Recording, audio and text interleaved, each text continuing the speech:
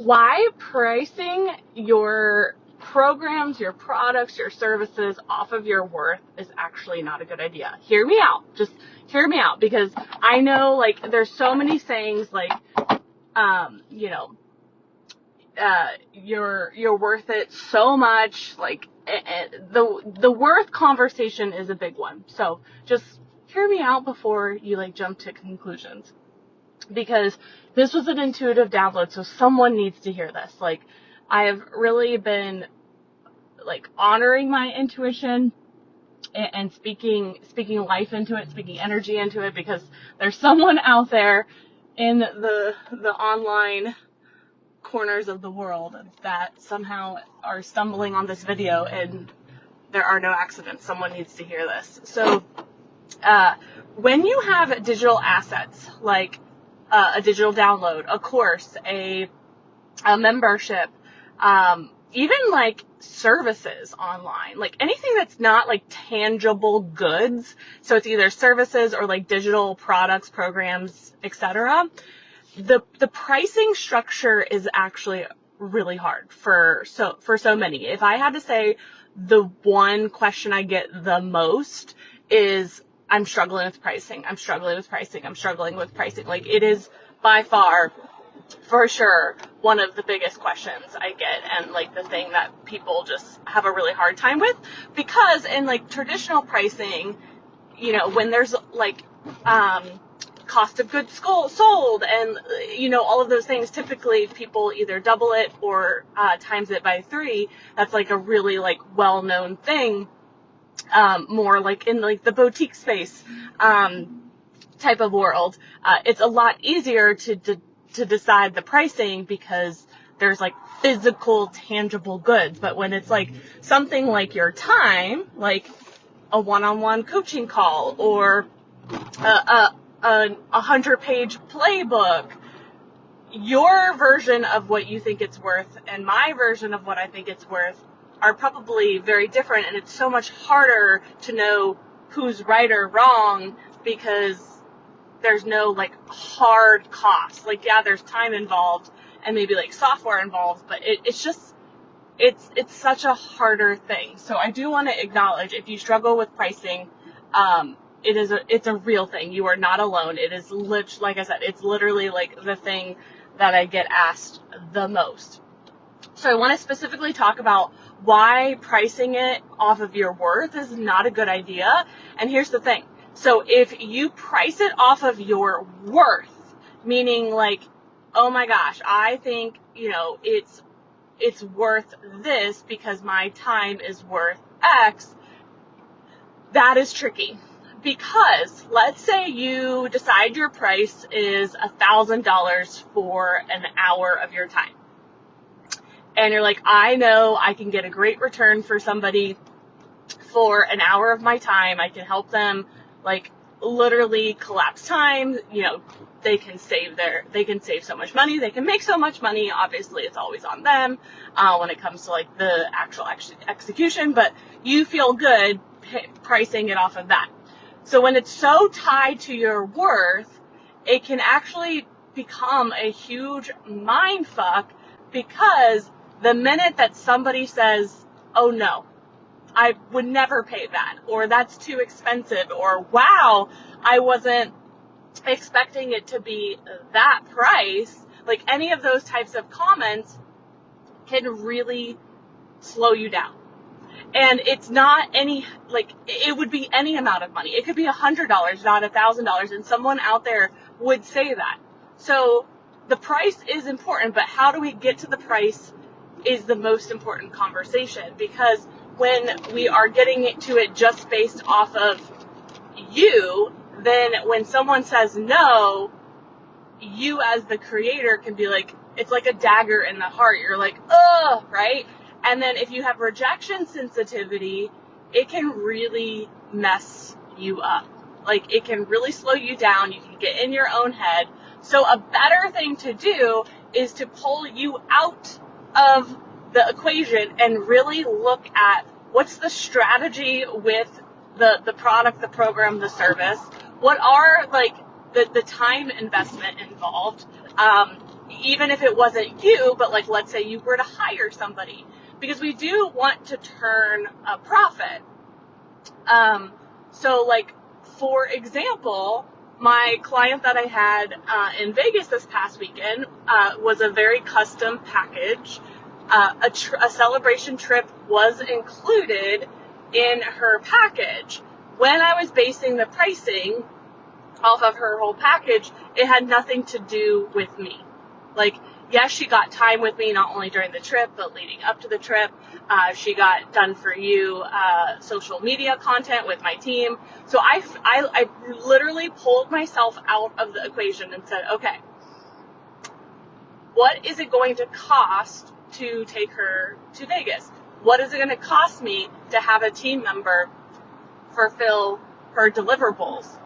And I was a factor because, yes, I have time involved, but it was so much less about me and so much more about what is the actual product that I am presenting to her, and making sure not only it's a win for her, but it's also a win for the business.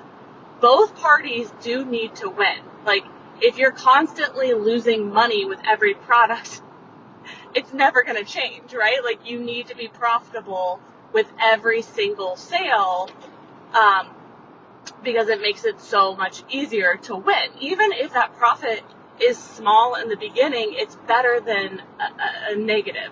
And your time is a part of that, because if there are time deliverabilities and the profit is either in the negative or very small, then again, it's still not going to set you up for long-term success. So like, you are still involved in the pricing decision, but it's so much less about a worth conversation, and more so about the actual deliverables, the nuts and the bolts. What are they getting? What is the cost involved in that? Both like tangible goods, time, all of those things, any software that you have involved, and almost pretending like it is a tangible product. Oh, I just saw 777. That's cool. Like you are a boutique, or you are like a manufacturing skincare, right? Like you're manufacturing skincare. Like, they are able to, like, if you ever watch Shark Tank, they're able to really get some hard costs because it's a little bit easier.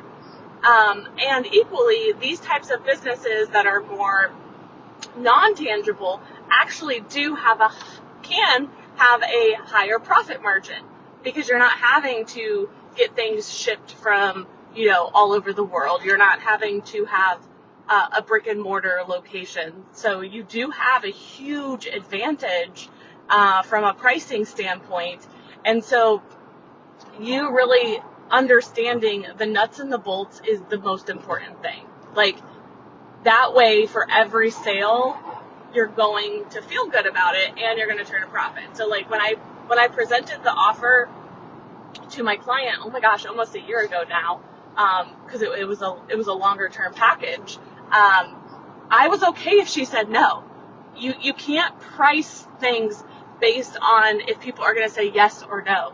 You've got to price it off the nuts and the bolts, the time involved of really understanding, I'll be good if 10 people say yes, and I'll equally be good if 200 say yes. Like, that is a way better perspective to look at your pricing, to make sure you're covering your costs, you're turning a profit. It feels good energetically, not just your worth. Your worth is infinite. Like, no amount of money, no matter if it's a product, a program, a service, will ever live up to your worthiness. Truly, in like the best way possible, because your worth is infinite. There's no amount of money that somebody can pay you that will fulfill your worthiness. And so when we actually take that out of the conversation, the game changes, because you're really looking at this from a CEO perspective, a holistic, energetic perspective of like, what feels good. I actually have been feeling so much better about lower ticket. I have been just getting so much positive feedback from people. And so guess what? They don't get access to me the way that a one-on-one does. And I've had to really put some boundaries in place with that because it is lower ticket. And so that like as the product is not presented as you get every answer like in my DMs answered to you, right? Or you don't get a one-on-one call with me. You don't get a Vegas trip. So I'm very transparent from the beginning of like, this is a very affordable product, like digital product, but please understand that it is not one-on-one direct coaching with me. And so sometimes people haven't, like, even though it's very clear, I've had to redirect people and be like, hey, go into the Facebook group. And those moments are not easy for me. I really don't want to do them. But again, to stay in alignment with it as a CEO, I have to. That's not what they're paying for. And so I'm happy to answer their questions in the group so everyone can benefit from their questions. And so that's a win-win, right? So it's always just making sure we are creating a win-win. Equally, if you do want to scale your business, I really want you thinking about how can you set your business model up for scaling success today, not later, today. So like we've been putting like some of those foundational pieces in place of it's very rare that I have any one-on-one, like after, like, obviously that weekend, I don't, someone asked me, they're like, can I do a trip like that? And I'm like, nope, not right now. Like, I don't have that offering. That was a very, special offering. It was a one-timer. And now I've been moving more into the direction of, scaling the Wealthy Mama movement, which requires a different version of me. And therefore focusing on the business model to make sure, we're really setting everything up for scaling success. So we're not waiting. Like, this has been, and I think that that's another misconception, is people think that it happens so fast. And just let me be the first to tell you, however long you think it's going to take, it's probably going to take twice as long, if I'm being honest. So we've been working on our first 100 members in this, revision of, the evolution of the brand. And I've been going slower because we're working out all of the kinks, and I'm okay with that. Like, I've had to really humble myself that, I don't have these big, grand numbers, but what I do have is I know every single member, I know the ones that come even better to the calls, and I know their business and I know their products, and I think about them and I ask them questions, and I've been working on my health and well-being. And so we are going slower, and that has been very humbling, but I'm so proud that we've chosen, to scale at a very holistic pace, that I want to prove to other women, you can have a huge, impactful business and not sacrifice you, your family, your morals, all of the things. And so, the pricing, if you look at the pricing of our membership, it should be so much higher based on what you're getting.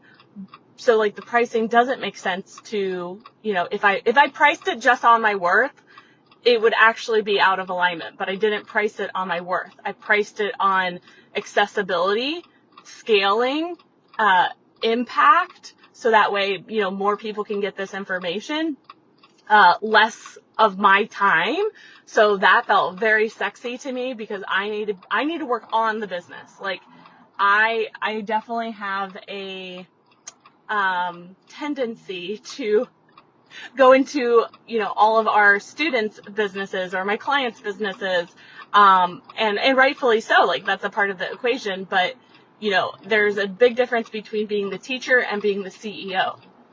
And I've really been practicing putting my CEO hat on. I am much more comfortable in the teacher role, if I'm being honest. The CEO role still kind of terrifies me. I never have felt my age. I felt so young, but also an old soul at the same time. It's a very odd thing. Even when I go drop off the kids at school, I feel like I'm an imposter. I'm like, I don't feel old enough. Like, I promise I'm a responsible human. It's so weird to me and just interesting. Life, right? Life. Anyway, so I'm getting more comfortable in the CEO role, managing the finances, managing the team, managing the business model, deciding on software. Like, I did a lot of research, in my free time, this past weekend, where it was like, okay, what, like, for improvements on our software, like, what makes the most sense, and just pros and cons, and not making immediate decisions, but like sitting with it and all of the things. So like, I wear a lot of hats, because I'm also the marketer of the Wealthy Mama movement, which is another hat. So there's like teacher, marketer, CEO. Those are like my three big main hats, outside of being a mom and a wife and a human. So it's a lot. And so like, I am so grateful to go slower, because I'm not wrecking my nervous system, and I'm really like working through anything that shows up that doesn't feel the greatest. So all this to say that the pricing actually becomes a lot easier when you work with the end goal in mind. So like, my end goal right now is that we are fully a digital like virtual school for everyday moms. And so that means we're not doing people's social media. That means I'm not hopping on one-on-one calls. Like, if you think about like, the only way I can really like help my brain like conceptualize it is like, if you were to think about a traditional university, like the president of the university is not necessarily hopping on calls with every student.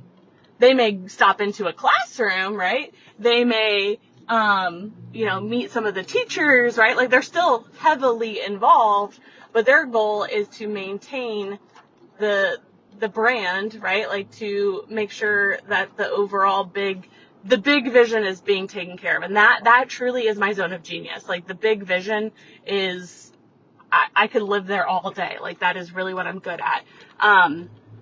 And so doing pricing based off that is exactly why we're doing the offers that we're doing right now. And so I think it's just so important to start with the end in mind, understand your hard cost. I have really eliminated so many expenses as we are restructuring and setting ourselves up for long-term success, to just eliminate some of the stress.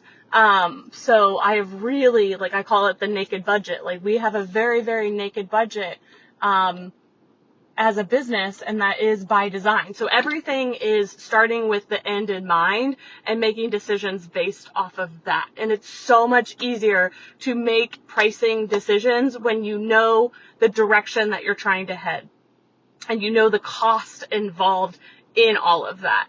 Your time involved, and we're pricing it just so much way less on like your worth. I'm promising you, when you separate it, like, you are the deliverable, like, of it. Like, either it's a call with you, or you're doing somebody's website, or maybe you've made a digital playbook, or you have a membership. So you're still involved, but I almost want you to think about, like, it's not you as the human, because you as the human are like, your worthiness is infinite. So you as the employee of your business is very different conversation. And so you understanding, like, okay, well, what do I need to make hourly? And then you can factor that in to the cost. You can also factor in, is this one-to-one, one-to-many? Because that helps. Like, the fact that we have a group program, and we could literally, like, if 1,000 people wanted in it today, for the most part, we could handle that, right? Like, there would be some adjustments, but like the program, the container can handle that for how it's currently set up, which is by design. So we just want to be thinking about all of these things when you're pricing. So when people tell me no, it doesn't affect me anymore. Like, I got told no last week. I can't even tell you how many times. And I'm like, okay, totally fine. One person even asked if I could do a trade, and I said, sorry, I can't. I don't do trades, right? And so you can just make these decisions so much faster. You're not going to get stuck in the energy of your worthiness when you do hear a no, because I'm going to be real with you. The more money you want to make, the more you're going to hear no. I'll say that again. The more money you want to make, the more times you're going to hear no. And it is a part of the process. For every no, you will get a yes. You will get a yes. And no doesn't always mean forever. It just means it just isn't the right time. And you just moving forward is a way better use of your time and your energy versus wallowing in the no. And so a way to help you do that is to not price it off of your worth. Remove yourself from it. Start to look at it as a very tangible product and make it tangible in any way that you can. And you being able to say the price out loud is important as well. If you decide the price is $10,000 and you're shaking in your boots, as they like to say, then that may not be the starting price, right? I had a mastermind for years and it got up to $12,000, but there is no way I started at that price point. Was it always worth $12,000? Sure. There's masterminds that are triple that price. But there's no way energetically I could say that price. It had nothing to do with my worthiness. It had me as if I'm going to sell it, what can I confidently talk about? Because that is also going to help it sell better. So just some things to think about. If you have any follow-up questions, let me know below. Happy to answer them on follow-up recordings. So make it a great day.